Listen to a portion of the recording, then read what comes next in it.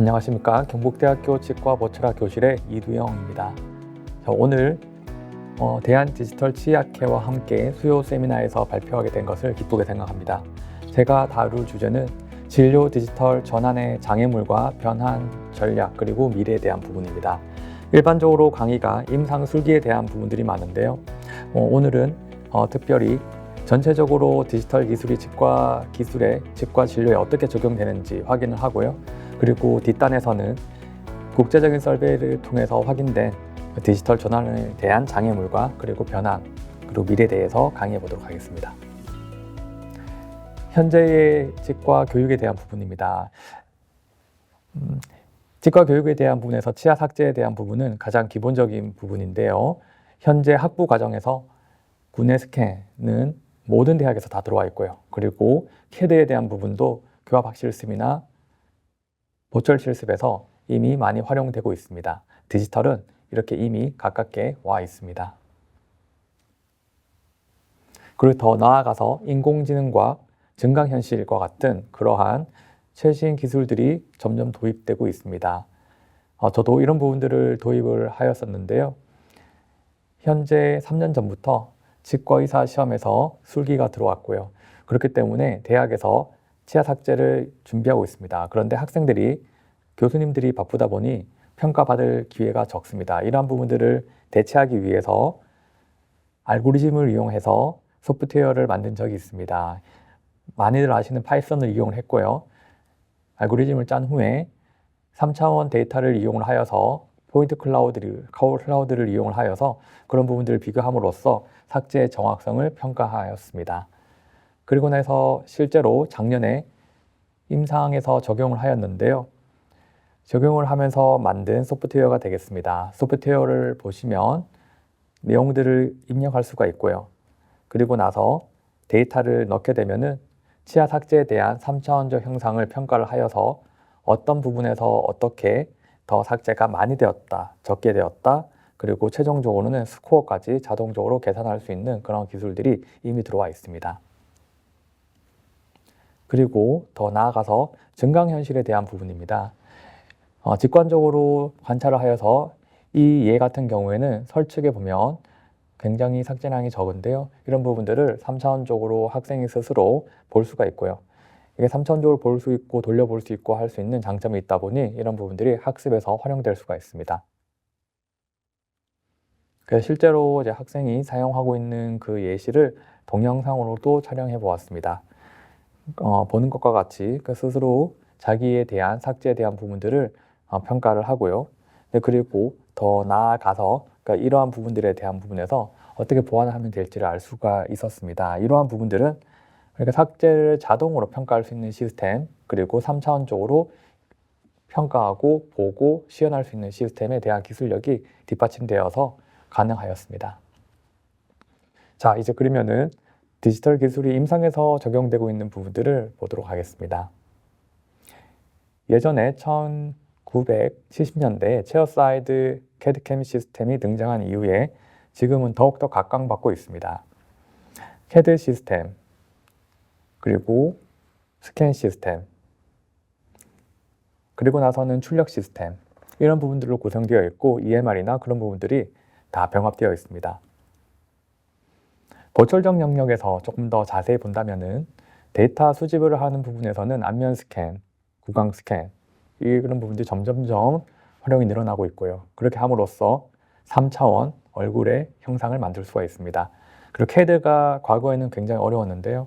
그런 부분들이 인공지능이 도입됨에 따라 조금 더 유저 프렌들리하게 나가고 있고, 최종 결과를 예측하기 위해서 스태틱 그리고 다이내믹한 방식으로서 그 결과를 미리 보여줄 수 있는 시대가 되고 있습니다.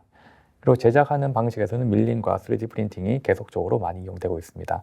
이러한 부분들에서 간략하게 한번 보도록 하겠습니다.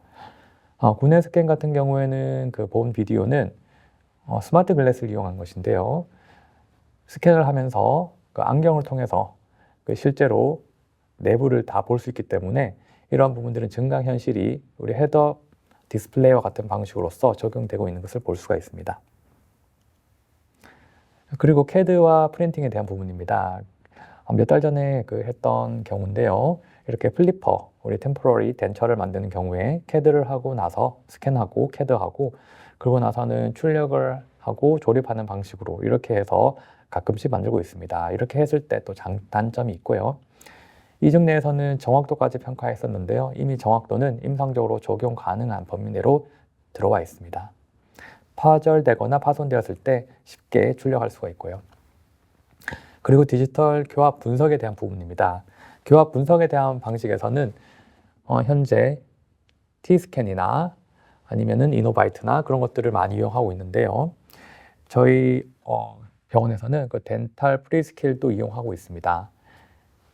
칼리브레이션 시트 같은 것을 문 후에 그리고 나서 결과를 보는 방식이 되겠습니다. 이런 방식들은 디지털 방식으로 어느 쪽에 더 교합력이 더 센지 더 분포되어 있는지를 관찰할 수 있는 유용한 방식이 되겠습니다. 그리고 구내 스캐너로 촬영을 하고 나서 소프트웨어를 통해서도 교합 양식을 분석을 할 수가 있는데요. 본 슬라이드 같은 경우에는 웨디트의 i700이고요. 소프트웨어는 오클루잘 에너자이저입니다. 봤을 때 전체적으로 교합 양상이 어떻게 분포되는지를 아주 비주얼하게 잘 보여주고 있고요. 그래서 점점점 활용도가 늘어날 것 같습니다. 환자에 대한 설명에 대한 부분들, 그리고 교합 삭제를 할 때 조기 접촉이나 간섭이 있는 부분들을 조금 더 직관적으로 알 수가 있습니다. 그리고 더블 스캔 테크닉은 이미 예전부터 아주 흔히 이용되고 있는 경우가 되겠는데요. 더블 스캔 테크닉으로 하는 것은 듀얼 스캔 테크닉이 될 수도 있고요. 그러니까 스캔을 2번, 3번 하고 나서 그런 부분들을 이미지 매칭을 통해서 조율을 하고 그런 부분들을 반영을 한 후에 최종 보철물을 제작하는 방식이 되겠습니다. 본 증례 같은 경우에는 하악 운동 기능 이상증이 있는 그 장애인 분이셨는데요. 그래서 측방으로 움직일 때 가이드에 대한 부분을 그룹 펑션으로서 만들어주기 위해서 경화되지 않은 레진을 이용하여서 형태를 복제를 하고요. FGP 테크닉이라고 생각할 수도 있습니다. 그리고 나서 그런 부분들을 스캔을 하고 최종 보철물을 제작할 때 그 형태를 적용하여서 만든 경우가 되었습니다. 이런 경우에 교합 조정을 최소화할 수가 있습니다. 더블 스캐닝을 이용한 예가 될 것이고요. 자, 그리고 안면 스캔을 보도록 하겠습니다. 안면 스캔 같은 경우에는 지금 저희는 레이 페이스에 100, 200가 있는데요. 이렇게 스캔을 할 때 이 포커싱을 이용을 해가지고 카메라로서 멀티플하게 영상을 체득하고요. 그런 부분들을 조합을 해서 3차원 영상을 만들어서 평가를 할 수가 있습니다. 자, 임상에서는 전치부에 대한 경우 혹은 광범위하게 치료하는 경우에서 이용을 하고 있고요. 그래서 슬라이드에서 보는 것과 같이 먼저 촬영을 합니다. 스마일 사진, 그리고 정적인 사진을 촬영을 하고 해당 소프트웨어 상에서 치아를 배열한다던가 분석한다던가 하는 과정이 뒤따라오게 되겠습니다. 그리고 나서는 이런 부분들을 같이 환자분과 상의할 수도 있고요. 기공 측과 대화하기도 용이합니다. 그래서 안면 스캔에 대한 부분들은 계속적으로 활용도가 늘어날 것으로 생각하고 있습니다. 구내 스캔을 하고 나서, 안면 스캔을 하고 나서 서로 병합하는 과정이 필요한데요. 이러한 부분들은 버추얼 페이스, 아바타 이런 쪽으로 용어가 계속 사용되고 있죠. 그래서 구내 스캔과 안면 스캔을 정합하기 위해서 기본적으로 이용되는 방식은 익스트라오럴 마커 트레이라고 할 수 있는 구외 마커를 이용을 해서 그런 부분들을 이용해서 간접적으로 두 개를 병합하는 방식이 가장 기본적인 방식이 된다고 생각합니다. 그리고 페리오랄 스캔이라고 그래서 구내 스캔을 하면서 한꺼번에 코까지 좀 더 나아가 이마까지 스캔을 하여서 코와 이마 영역을 이용을 하여서 구내와 안면을 정합하는 방식이 있습니다. 이런 방식도 이용될 수 있고요. 구내 스캐너 자체가 조금 더 밋밋한 그런 형태를 잘 스캔할 수 있는 스캐너라면 충분히 이용할 수가 있습니다. 참고로 이마와 코를 포함하는 부분은 우리 T존이라고 표현하고 있습니다. 안면에서 변화가 적은 그런 영역이 되겠습니다. 자, 마지막 방식은 가장 직접적인 방식이라고 생각할 수가 있는데요. 치아를 이용을 하여서 안면과 구강 스캔을 정합하는 방식이 되겠습니다. 자, 기본적으로 치아가 잘 나와야 될 것이고요. 이런 방식을 했을 때 부가적으로 익스트라오럴 마커를 이용한다던가 코나 이마를 스캔하는 부분은 필요가 없습니다. 가장 좋은데요. 그런데 이제 과거에 스테레오 포토그래메트리라고 하는 것이 사진을 여러 개 찍어서 정합하는 방식이 되겠습니다. 이렇게 했을 때 이 방식 자체는 뎁스에 민감하기 때문에 보시는 것과 같이 입술이나 혹은 입이나 이런 부분들이 이미지가 디포메이션 된 양상을 관찰할 수가 있고요. 그래서 마지막 방식을 이용하기가 어려웠습니다. 하지만 시간이 지나면서 기술력이 개발되면서 스캔을 할 때 카메라 방식뿐만 아니라 구조와 광원을 이용하는 방식이 같이 적용되고 있습니다. 그래서 그러한 방식을 통해서 치아 부위가 조금 더 잘 나오기 때문에 지금은 치아를 직접적으로 이용할 수 있는 그런 상황이 됐습니다. 네, 그리고 오그멘티드 리얼리티, 증강현실인데요. 증강현실을 이용을 해서도 치과의 진료에 활용할 수가 있습니다. 이미 이제 본 증례는 3년 전에 하여서 2년 전에 출판된 그런 경우인데요.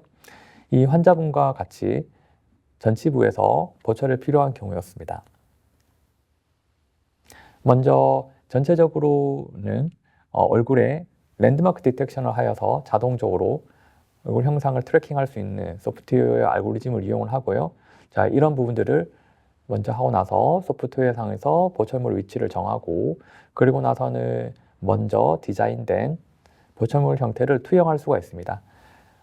이게 이미 3년 전에 이제 시도했던 부분이기 때문에 그 블렌딩이나 텍스처 그런 부분에서는 부족한 부분이 있지만 이러한 기술력이 향후에 점점점 많이 이용될 거라고 생각하고 있습니다. 생각했을 때 증강현실이나 믹스드 리얼리티, 혼합현실 그런 부분들을 우리가 많이 접하고 있고요. 예전 포켓몬 같은 것들을 생각할 수가 있습니다.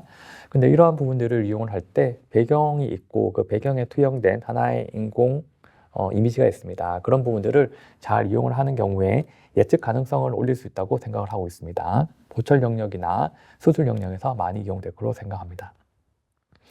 그리고 CAD에 대한 부분인데요. 이 소프트웨어는 댄버드입니다. 댄버드에서는 CAD를 할 때 우리 많이 이제 시간이 걸렸던 변연을 잡아주는 그 부분을 자동으로 하고 있고요. 그리고 두 번째 치아를 디자인하는 그런 부분에서도 앞과 뒤의 치아의 형상을 분석을 하여서 알고리즘에 따라 그 형태를 제안하고 있습니다. 이렇게 했을 때 과거에 기공사 선생님을 통해서만 할 수 있었던 그런 부분들이 임상에서도 손쉽게 적용 가능합니다. 이러한 부분들은 AI 기술의 발전에 따라서 적용된 부분이 되겠습니다. 그리고 클라우드라고 적어놨는데요. 이러한 데이터들은 더 이상 물리적인 컴퓨터의 객체에 의존하지 않고 클라우드 상에 올려서 시간이나 공간의 제약을 점점점 약화시키고 있습니다. 그 적용된 예를 보겠습니다. 작년 5월인데요. 싱글 크라운의 예입니다. 스캔을 하고 나서 그리고 나서 클라우드 기반의 AI CAD를 통해서 체어 사이드에서 디자인을 하고요. 그리고 나서는 프린팅을 합니다. 프린팅을 하고 나서 바로 장착한 경우가 되겠습니다. 요즘은 프린팅이나 후경화에 대한 시간이 많이 짧아지고 있고 이미 짧아졌죠. 짧아지고 있고 하기 때문에 많은 분들이 이용하고 있는데요. 이러한 3D 프린팅이나 오토메이티드 CAD에 대한 부분은 점점점 활용도가 늘어날 것으로 생각하고 있습니다. 자, 오늘의 그 제목을 디지털 전환의 장애물과 변환 전략 그리고 미래라고 적었는데요. 앞에서 디지털 전환에 필요한 요소들을 나열해 보았습니다. 다양한 기술들이 있고요. 구강 스캔부터 해서 안면 스캔, 그리고 인공지능, 증강현실까지 이렇게 과거에 했던 연구들을 기반으로 해서 한번 확인해 보았습니다. 근데 이제 장애물과 변환 전략인데요. 많은 치과 의사 선생님들이 많은 학교에서 디지털 전환에 박차를 가하고 있지만 실질적으로 저를 포함해서 또 어려움이 있습니다. 그런 부분들이 어떤 어려움이 있는지를 좀 간접적으로 확인해 보도록 하겠습니다. 그래서 최근에 동남아시아를 기반으로 해서 구강보건과 치과 진료의 디지털 전환에 대한 그 장애 소학 교육 방법론에 대한 부분에서 서베이를 진행을 했었고요. 동남아시아라고 한다면은 우리가 잘 알고 있는 것과 같이 인도, 차이나, 반도, 그리고 인도네시아, 필리핀 등을 다 포함하고 있습니다. 이쪽에서도 역시나 지금 많은 개발도상국들이 있고 물론 선진국도 있고요. 그렇지만 그쪽에서도 많은 구강 질환들이 존재하고 있는데요.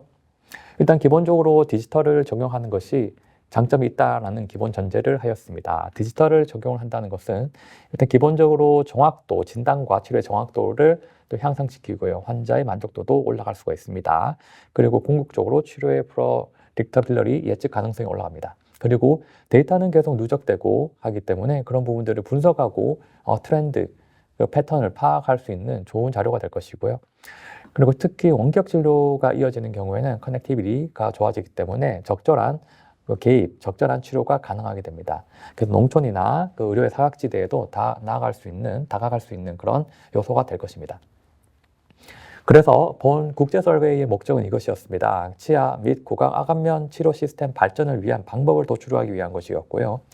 이런 치과의사들을 대상으로 해서 현재 디지털 치료 상황, 디지털 전환의 어려움, 효과적인 교육 방법이 어떤 것인지에 대해서 질문을 하였습니다. 동남아의 같은 경우에 개발도상국과 선진국이 섞여져 있다고 그랬는데요. 그런 부분들은 한국에서도 똑같이 적용할 수가 있습니다. 지역에 따라서 그리고 그 상황에 따라서 또 경제적인 상황에 따라서 쉬운 파트가 있고 어려운 파트가 있습니다. 그래서 그런 부분들을 같이 평가할 수가 있는데요. 설문지는 이제 구글 폼지를 이용해서 만들었고요.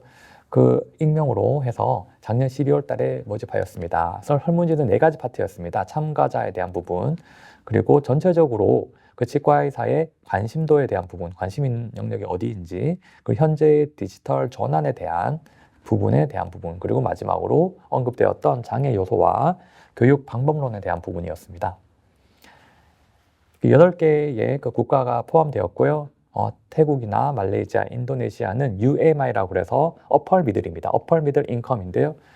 그리고 나머지 미얀마나 라오스, 베트남, 필리핀, 캄보디아 같은 경우는 LMI라고 해서 로어 미들 인컴으로 분류가 되었습니다. 그러니까 조금 더 경제적으로 여유가 있는 나라와 그 다음에 로어 미들, 약간 더 경제적으로 개발되고 있는 나라로 나누었습니다. 2가지로 해서 분석을 하였고요.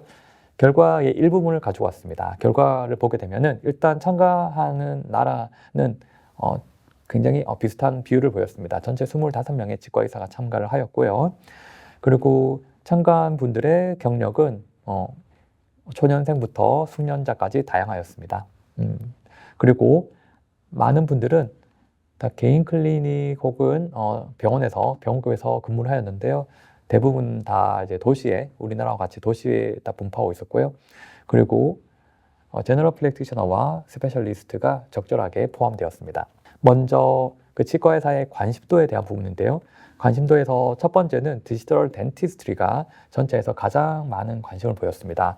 역시 전 세계적으로 디지털 덴티스트리가 가장 큰 관심을 받고 있다는 것을 한 번 더 데이터로 확인할 수가 있었고요.